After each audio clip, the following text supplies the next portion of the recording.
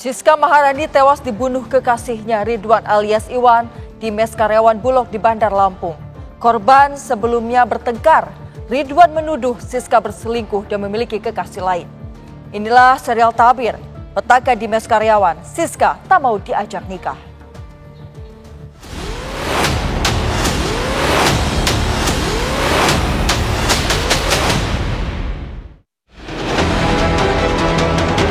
Dan disuruh 8 bulan. Tapi kan masih hidup korbannya. Sekarang saya masuk, korbannya udah diresap.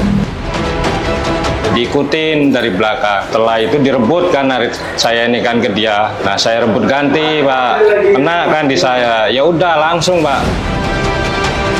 Pelaku menuduh korban berselingkuh dengan laki-laki lain, sehingga dia sempat memang adu mulut, terjadilah pembunuhan tersebut.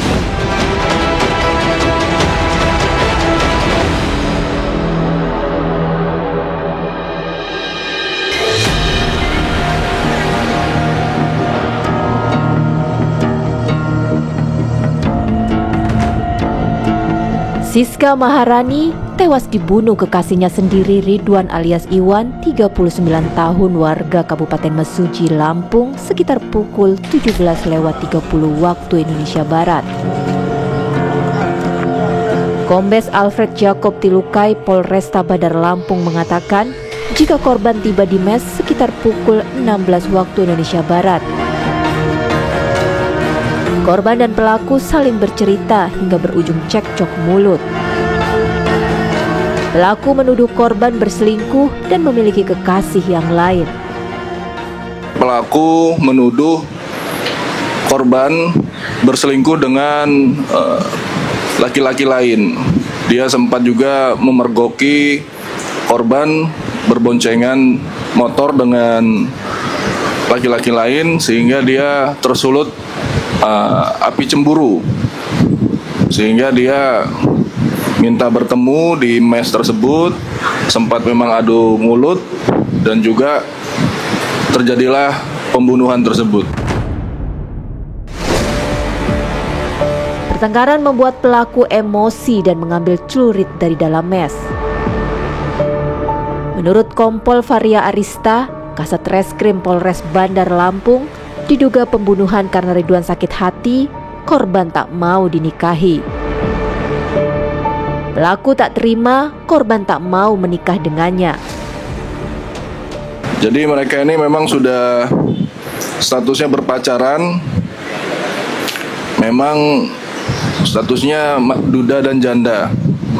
Si tersangka duda anak 2 dan korban janda anak 2 juga, dan mereka sudah lama menjalin hubungan pacaran ini.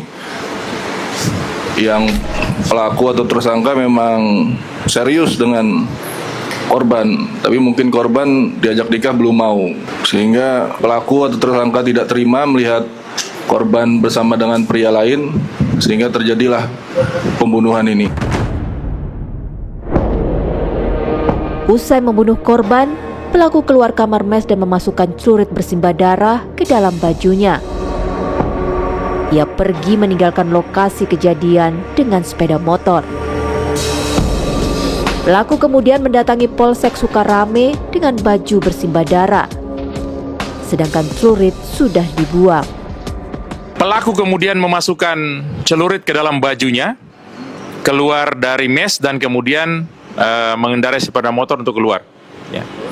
Kemudian anggota Polri yang mendapat laporan kemudian mendatangi TKP, dan ketika akan siap-siap untuk menuju ke TKP, tersangka sudah sampai ke Polsek ya? Polsek.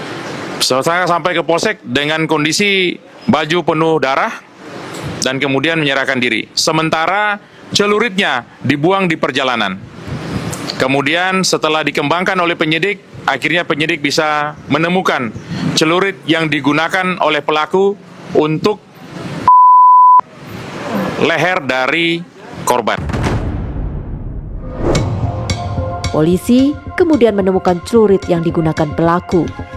Kami sedang mendalami terkait dengan apakah ini pembunuhan berencana atau tidak, ataukah ini penganiayaan terencana atau tidak. Karena yang pertama, celurit ini memang biasa digunakan yang bersangkutan untuk mencari rumput. Kemudian pertemuan mereka di mes ini sudah sering terjadi karena seperti tadi sudah sampaikan Pak Kasat, mereka sudah berpacaran lama. Dari pihak pelaku sendiri sudah mengajak nikah, tapi belum ada keputusan dari pihak korban. Kemudian seringlah mereka bertemu di mes ini. Jadi ketika korban pulang kerja dari pabrik di Panjang, kemudian datang ke mes. Polisi masih mendalami kasus pembunuhan ini. Apakah merupakan pembunuhan berencana atau tidak? Sebab celurit kerap dibawa pelaku untuk mencari rumput. Ridwan alias Iwan hanya bisa pasrah saat digelandang polisi ke Polresta Bandar Lampung. Semua keterangan ini masih kita kumpulkan, kemudian nanti akan kita sinkronkan dengan alat bukti yang lain untuk menentukan apakah bisa kita kenakan pasal terencananya. Polisi hingga saat ini masih mendalami motif pembunuhan janda beranak 2 ini.